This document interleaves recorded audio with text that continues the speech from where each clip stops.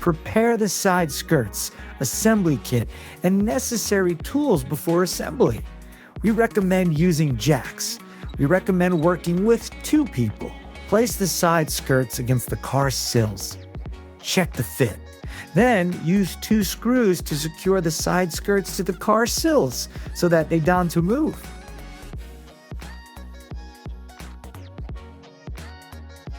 Use screws to secure the side skirts to the car. The screw should be screwed through the original holes in the side skirt.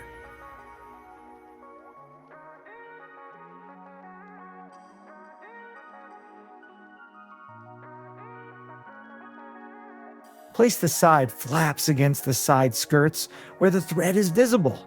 Screw the side flaps in lightly so that you can move them. Then determine how much the side flaps will stick out from the side skirts. Then tighten the screws holding the side flap securely.